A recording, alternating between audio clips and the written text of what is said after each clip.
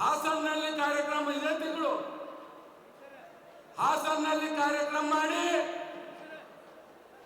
ಒಂದು ದೊಡ್ಡ ಸಂಚಲನ ಮೂಡಿಸಿ ದೇವೇಗೌಡರು ಕಟ್ಟುವಂತ ಪಾರ್ಟಿ ಸಂಪೂರ್ಣ 25 ವರ್ಷ ಮುಗಿಸಿ, ಇದು ಯಾಕೆ ಹೇಳ್ತಾ ಇದ್ದೀನಿ ಅಂತಂದ್ರೆ, ಕರ್ನಾಟಕ ರಾಜ್ಯದಲ್ಲಿ ಬಹಳಷ್ಟು ಜನ ಪಾರ್ಟಿಗಳು ಕಟ್ಟಿದಾರ, ಆದ್ರೆ ಕೊನೆ ತನ ಯಾರು ಒಯ್ದಿಲ್ಲ. ದೇವೇಗೌಡರು ಒಬ್ರು ಅದು 25 ಪೂರೈಸಿ ಪಾರ್ಟಿ ಮನೆ ಕುಂತಿಲ್ಲ. ಇಷ್ಟೊಂದು ದೊಡ್ಡ ಸಮೂಹ ಮುಖಾಂತರ ಇವತ್ತು ಕರ್ನಾಟಕ ರಾಜ್ಯದಲ್ಲಿ ಮುನ್ನಡೀತಾ ಇದೆ ಬಂಧುಗಳೇ. ಕರ್ನಾಟಕ ರಾಜ್ಯದಲ್ಲಿ ಅಷ್ಟೇ ಅಲ್ಲ, ಇವತ್ತ ಬೀದರ್ ಹಿಡ್ಕೊಂಡು ಚಾಮರಾಜನಗರವರೆಗೆ, ಜನತಾ ಪರಿವಾರ ಹಿಡ್ಕೊಂಡು ಜನತಾ ದಳ ಸೆಕ್ಯುಲರ್ ವರೆಗೆ ಇವತ್ತು ಬಹಳಷ್ಟು ಕಾರ್ಯಕ್ರಮ, ನೀರಾವರಿ ಇರ್ಬೋದು, ಬಡವರಿಗೆ ಇರ್ಬೋದು, ಪಂಚಾಯತ್ ರಾಜ್ ಇರ್ಬೋದು, ಇವತ್ತು ಹಳ್ಳಿಯಲ್ಲಿ ರೈತರ ಪರವಾಗಿ ಯಾರ ಮಾತಾಡಿದ್ರೆ ಅದು ಜೆಡಿಎಸ್ ಸರ್ಕಾರ ಒಳ್ಳೆಯದು ಮಾಡಿದೆ ಅಂತ ಹಳ್ಳಿಯಲ್ಲಿ ಹೇಳ್ತಾರ ಬಂಧುಗಳು. ಹಾಗಾಗಿ ಇವತ್ತು ನಮ್ಮ ಪಾರ್ಟಿ ರೈತರ ಪಾರ್ಟಿ, ಬಡವರ ಪಾರ್ಟಿ, ಮಹಿಳೆಯರ ಪಾರ್ಟಿ. ಯಾಕಂದ್ರೆ ಮಹಿಳೆಯರೇ ನಮ್ಮ ಚಿಂತಿದೆ. ಹಾಗಾಗಿ ಇವತ್ತ 25 ವರ್ಷ ಸಂಪೂರ್ಣ ನಮ್ಮೆಲ್ಲ ಕಾರ್ಯಕರ್ತರ ಮುಖಂಡರಿಗೆ ನಾ ಯಾವಾಗಲೂ ಹೇಳ್ತಾ ಇರ್ತೀನಿ, ನಮ್ಮ ಪಾರ್ಟಿಗೆ ನಮಗೆ ಆದರ್ಶ ಯಾರ ಇದ್ರೆ ಅದು ದೇವೇಗೌಡರು. ಯಾಕಂದ್ರೆ ಇವತ್ತು ಅವ್ರ ವಯಸ್ಸು 93. ಎಷ್ಟು? 93. ಇಂಥ ವಯಸ್ಸಲ್ಲಿ ನನಗನ್ಸಿದ ಮಟ್ಟಿಗೆ ಇಡೀ ವಿಶ್ವದಲ್ಲಿ 93 ಏಜ್ ಅಲ್ಲಿ ಒಬ್ಬರು ಪಾರ್ಲಿಮೆಂಟರ್, ಅದು ಆಕ್ಟಿವ್ ಪಾರ್ಲಿಮೆಂಟರ್ ಆಗಿ ರಾಜ್ಯಸಭಾದಲ್ಲಿ ಹೋಗಿ ರಾಜ್ಯ ಪರವಾಗಿ ಟೇಬಲ್ ತಟ್ಟಂತ ವ್ಯಕ್ತಿ ಯಾರ ಇಡೀ ವಿಶ್ವದಲ್ಲಿದ್ರೆ ಅದು ದೇವೇಗೌಡರು ಬಂದರು. ದೇವೇಗೌಡರು ನಾವು ನೋಡಿದ್ದೀವಿ. ಮಾಜಿ ಪ್ರಧಾನಿಗಳು ಅಂದ್ರೆ ಟಿವಿಯಲ್ಲಿ ಯಾವಾಗ ಬರ್ತಿತ್ತು, ಯಾವಾಗ ದವಾಖಾನೆಗೆ ಹೋಗ್ತಾರೆ ಟಿವಿನಲ್ಲಿ ಬರ್ತಿತ್ತು, ಇವರಿಗೆ ಆಸ್ಪತ್ರೆ ಒಯ್ದೈತೀವಿ ಅಂತ. ಆದ್ರೆ ದೇಶದಲ್ಲಿ ನಮ್ಮ ಮಾಜಿ ಪ್ರಧಾನಿಗಳು ದೇವೇಗೌಡರು ಇವತ್ತಿಗೂ ಆಕ್ಟಿವ್ ಆಗಿ, ನಿಮ್ಗೆ ಹೇಳ್ತೀನಿ, ದಿಲ್ಲಿಯಲ್ಲಿ ನಾವು ಹೋಗಿದ್ರೆ ಅಕಸ್ಮಾತ್ 11 ಗಂಟೆಗೆ ಹೋದ್ರೆ ಅವ್ರು ಸಿಗಲ್ಲ ನಮಗೆ.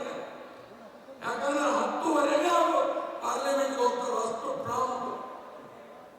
ಅಂದ್ರೆ ಯಾಕೆ ಹೇಳ್ತಾ ಇದ್ದೀನಿ, ಇಂಥ ಒಂದು ಆದರ್ಶ ವ್ಯಕ್ತಿ ಅಂಗದಲ್ಲಿ ಇವತ್ತ ನಮ್ಮ ಪಾರ್ಟಿ ಮುನ್ನಡ್ತಾ ಇದೆ. ಅಷ್ಟೇ ಅಲ್ಲ,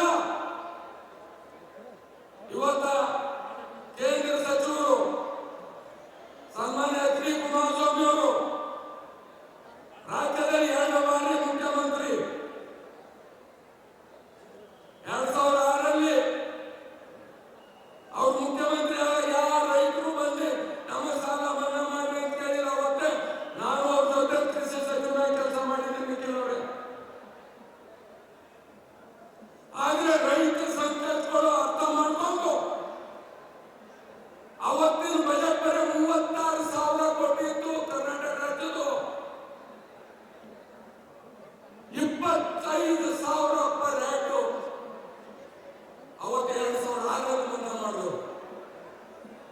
ಅಷ್ಟೇ ಅಲ್ಲ, 2018ರಲ್ಲಿ ಮತ್ತೆ ಮುಖ್ಯಮಂತ್ರಿ ಆದರು. ನಾನೇ ಅವ್ರ ಜೊತೆ ಕೋಆಪರೇಟಿವ್ ಮಿನಿಸ್ಟರ್ ಆಗಿ ಕೆಲಸ ಮಾಡಿದ್ದೀನಿ. ನಿಮ್ ಬಿಜಾಪುರ ರೈತರನ್ನ ಕೇಳಕ್ ಬಯಸ್ತೀನಿ, ಕೋಆಪರೇಟಿವ್ ಸೆಕ್ಟರ್ ನಲ್ಲಿ ಒಂದೊಂದು ಖಾತಾ 1 ಲಕ್ಷ, ನ್ಯಾಷನಲೈಸ್ ಬ್ಯಾಂಕಿಂಗ್ 2 ಲಕ್ಷ ಸಾಲ ಮನ್ನಾ ಆಗಿದೆ ಇಲ್ಲ? ಕೈ ಎತ್ತಿ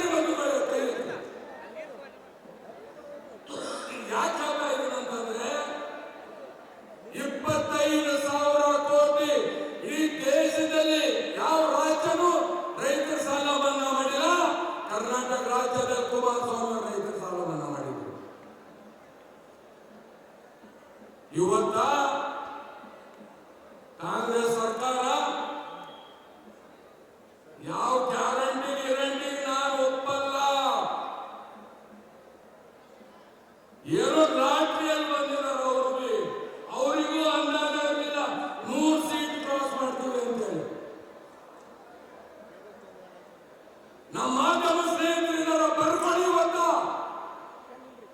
ಅವ್ರು ಬಂದು ಎಷ್ಟು ವರ್ಷ ಆಯ್ತು? 3 ವರ್ಷ ಆಯ್ತು ಹೆಚ್ಚು ಕಮ್ಮಿ. ಇವ್ರ ಗ್ಯಾರಂಟಿ, ಇವ್ರ ಕಾರ್ಯಕ್ರಮದಾಗ ಇವ್ರಿಗೆ ಭರವಸೆ ಇತ್ತು, ಇವ್ರಿಗೆ ಶಕ್ತಿ ಇತ್ತು, ಜನರ ಮೇಲೆ ವಿಶ್ವಾಸ ಇತ್ತು ಅಂದ್ರೆ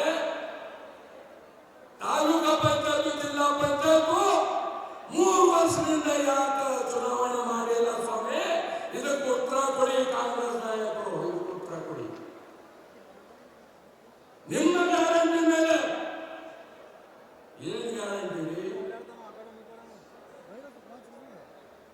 2 ರೂಪಾಯಿ ಹೆಣ್ಮಕ್ಳಿಗೆ ತಿಂಗಳಿಗೆ ಕೊಡ್ತಾ ಅಂತ ಕೊಡ್ತಾ ಇಲ್ಲ. ಅದು 4 ತಿಂಗಳು 2,000 ರೂಪಾಯಿ, 2,000 ರೂಪಾಯಿ.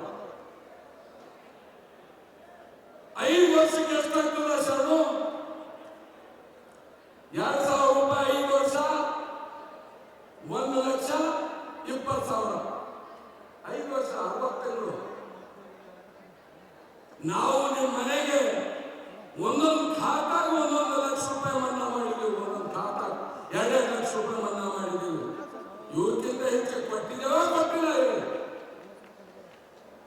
ಇವ್ರೇ ಮಾಡಿದಾರ. ನಿಖಿಲ್ ಅವರ ಈ ಕಡೆ ಮಹಿಳೆಯರಿಗೆ 2,000 ರೂಪಾಯಿ ಕೊಡ್ತಾ ಇದ್ದೀವಿ.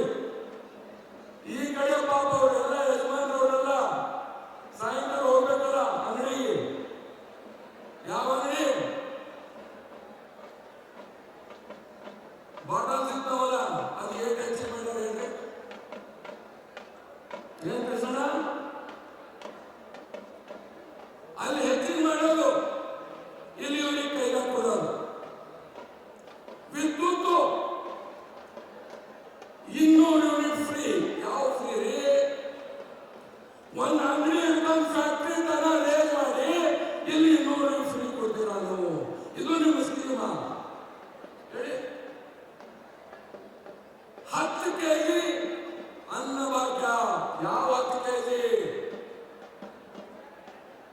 5 ಕೆಜಿ ಮೋದಿ ಅವರಿದೆ ಕೇಂದ್ರ ಸರ್ಕಾರದ್ದು, 5 ಕೆಜಿ ಅಷ್ಟೇ ರಾಜ್ಯ ಸರ್ಕಾರ. ಎಂಪಿಗಳೇ, ನಿಮ್ಮ ಮೋದಿ ಅವರಿದೆ ಅದು. ಇವ್ರು ಏನ್ ಹೇಳ್ತಾರ? 10 ಕೆಜಿ ನಾವು ಕೊಡಿರ್ತೀವಿ ಅಂತಾರೆ. ಎಲ್ಲಿದೆ ನಿಮ್ದು? ಕುಡಿಯಕ್ಕಾಗತ್ತಿದ್ರೆ ನೀವು 10 ಕೆಜಿ ಕೊಡಿ, ಮೋದಿ ಅವ್ರು ಬಿಟ್ಟು. ಅಂದ್ರೆ ಇವೆಲ್ಲ 5 ಗ್ಯಾರಂಟಿ ಆಡ ನೋಡಿ. ಮೊನ್ನೆ ಧಾರವಾಡಲ್ಲಿ ಅಷ್ಟೊಂದು ಯುವ ಸಮೂಹ ರೋಡಲ್ಲಿ ಬಂದು ನಮಗೆ ನೌಕರಿ ಬೇಕು ಅಂತೇಳಿ ಅವರು ಕಣ್ಣೀರು ನೋಡಿದ್ರೆ ಈ ರಾಜಕಾರಣಿಗಳನ್ನ ಯಾರು ಆಡಳಿತ ಮಾಡ್ತಾ ಇದ್ದಾರ ಅವ್ರಿಗೆ ನಿದ್ದೆ ಹಾಕಿ ಬರುತ್ತೆ ಅಂತ ಕೇಳಬೇಕಾಗ್ತದೆ. ಇವತ್ತು 3 ವರ್ಷ ಆಯ್ತು, ಒಂದು ಹುದ್ದೆ ಭರ್ತಿ ಮಾಡಿಲ್ಲ. ಬರೇ ಗ್ಯಾರಂಟಿ ಗ್ಯಾರಂಟಿ ಎಲ್ಲ ಜನ ಇದ್ದಾರ. ಅಷ್ಟೆಲ್ಲ ಯುವ ಸಮೂಹಕ್ಕೆ ನಾವು ತಿಂಗಳಿಗೆ ಭತ್ಯೆ ಕೊಡ್ತೀವಿ ಅಂದ್ರೆ ಅದು ಕರೆಕ್ಟ್ ಆಗಿ ಕೊಡ್ತಾ ಇಲ್ಲ. ಅಂದ್ರೆ ನಮ್ಮ ರಾಜ್ಯ ಇಷ್ಟೊಂದು ಸಂಪನ್ನ ಭರಿತ ರಾಜ್ಯ, ದುಡ್ಡು ಎಲ್ಲಿ ಹೋಗ್ತಾ ಇದೆ? ಕರ್ನಾಟಕದಾಗ ಇರ್ತಾ ಇದೆಯಾ? ದಿಲ್ಲಿ ಹೋಗ್ತಾ ಇದೆಯಾ? ಅದಕ್ಕೆ ಇಡೀ ರಾಜ್ಯದಲ್ಲಿ ಒಂದು ಪ್ರಾದೇಶಿಕ ಪಕ್ಷ ದೊಡ್ಡ ಮಟ್ಟದಲ್ಲಿ ಇವತ್ತು ಇರಬೇಕು, ಬಂಧುಗಳೇ, ಇರಬೇಕು. ಹಾಗಾಗಿ ಇವತ್ತ ನಿಜಕ್ಕೂ ಬಹಳ ಖುಷಿ ಆಗುತ್ತೆ. ಇಷ್ಟೊಂದು ದೊಡ್ಡ ಪ್ರಮಾಣದಲ್ಲಿ ಇವತ್ತು ನಮ್ಮ ಹಾಸನದಿಂದ, ಮಂಡ್ಯದಿಂದ, ಮೈಸೂರಿನಿಂದ ಎಲ್ಲ ಜನ ಬಂದಿದ್ದಾರೆ. ನೇರುಗಳಿಲ್ಲ. ಅವರು ಬಿಜಾಪುರದಲ್ಲಿ ಇಷ್ಟೊಂದು ಲಕ್ಷಾಂತರ ಜನ ಸೇರಿದಾರಂದ್ರೆ ಅವರಿಗೆ ಖುಷಿ ಆಗುತ್ತೆ. ಮತ್ತೆ ತಮಗೆ ಹೇಳಕ್ ಬಯಸ್ತೀನಿ, ಇವತ್ತು ಬೀದರ್ ಹಿಡ್ಕೊಂಡು ಚಾಮರಾಜನಗರ ತನಕ ಯಾವುದೇ ರಾಜ್ಯದಲ್ಲಿ, ಯಾವುದೇ ಜಿಲ್ಲೆಯಲ್ಲಿ ಜನತಾದಳ ಬೇಸಿದೆ. ಅದಕ್ಕೆ ನಾವು ಸರಿಯಾಗಿ ನೀರು ಎಲ್ಲ ಹಾಕಿ ಅದಕ್ಕೆ ತಗೊಂಡು ಹೋಗಬೇಕಾಗಿದೆ. ಅದಕ್ಕೆ ಬಂಧುಗಳೇ, ಇವತ್ತ ಕುಮಾರಣ್ಣವರು ದೊಡ್ಡವರು ಏನು ಬಂದಿದ್ದಾರೆ, ಈಗ ನಿಖಿಲ್ ಕುಮಾರಸ್ವಾಮಿ ಅವರೆಲ್ಲ ಮಾತಾಡೋರಿದ್ದಾರೆ, ಇನ್ನೂ ಬಹಳಷ್ಟು ಲೀಡರ್ಗಳೆಲ್ಲ ಮಾತಾಡೋರಿದ್ದಾರೆ. ಅವ್ರು ಬಂದ್ಮೇಲೆ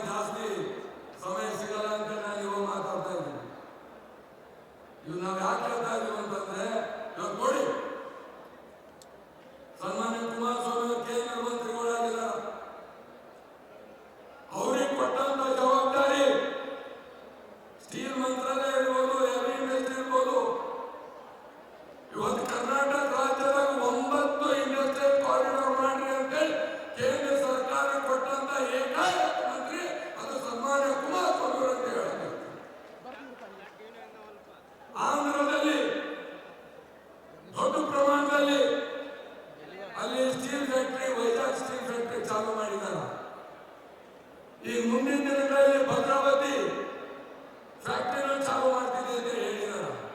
ಅಷ್ಟೇ ಅಲ್ಲ, HMT ಎಲ್ಲ ರಿವೈವಲ್ ಮಾಡಿ ಜನರಿಗೆ ಅನುಕೂಲ ಆಗಂತ ಒಂದು ಉದ್ಯೋಗ ಸೃಷ್ಟಿ ಮಾಡ್ತೀವಿ ಅಂತ ಹೇಳಿದ್ದಾರೆ. ಹಾಗಾಗಿ ಇವತ್ತ ತಾವೆಲ್ಲರೂ ಇಷ್ಟೊಂದು ದೊಡ್ಡ ಪ್ರಮಾಣದಲ್ಲಿ ತಾವು ಬಂದಿರಿ. ನಮ್ಗೆಲ್ಲರಿಗೆ ಧನ್ಯವಾದ ಹೇಳಿ ಮತ್ತೆ ನಿಮ್ಗೆ ಹೇಳ್ತೀರಿ, ಸ್ವಲ್ಪ ದಿವಸ ಇದು 2 ವರ್ಷ ಬಾಕಿ ಇದೆ. ಇವ್ರದ್ದು ಕಾಂಗ್ರೆಸ್ ಮುಗಿತಾ ಇದೆ. ಇದು ಮುಳುಗುವ ದೋಣಿ. ಇಡೀ ದೇಶದಲ್ಲಿ ಡಬಲ್ ಇಂಜಿನ್ ಸರ್ಕಾರದ ಭರಾಟೆ ನಡೀತಾ ಇದೆ. ಕರ್ನಾಟಕದಲ್ಲಿ ಡಬಲ್ ಇಂಜಿನ್ ಸರ್ಕಾರ ಬೇಕಾಗಿದೆ. ಅದರಲ್ಲಿ ವಿಶೇಷವಾಗಿ ಬಿಜೆಪಿ ಮತ್ತು JDS ಎರಡು ಸೇರಿ ಹೊಂದಾಣಿಕೆಯಿಂದ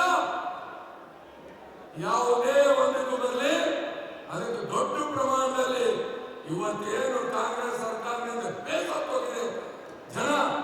ಇಷ್ಟು ನೋಡಿ, ಇಷ್ಟೊಂದು ದೊಡ್ಡ ಪ್ರಮಾಣದಲ್ಲಿ ಇವತ್ತು ಜನ ಸೇರ್ಬೇಕಾಯ್ತು ಅಂದ್ರ ಇದೇ ಸಾಕ್ಷಿ. ಹಾಗಾಗಿ ಮುಂದಿನ ದಿನಗಳಲ್ಲಿ ಒಂದು ದೊಡ್ಡ ರೀತಿಯ ಸಂದೇಶ ಕರ್ನಾಟಕ ರಾಜ್ಯದಿಂದ ಕೊಡೋಣ ಅಂತ ಹೇಳಿ ಎರಡು ಮಾತು ಮುಗಿಸ್ಕೊಂಡು ಬಂಧುಗಳೇ, ಜೈ ಹಿಂದ್, ಜೈ ಕರ್ನಾಟಕ, ಜೈ ಕರ್ನಾಟಕ.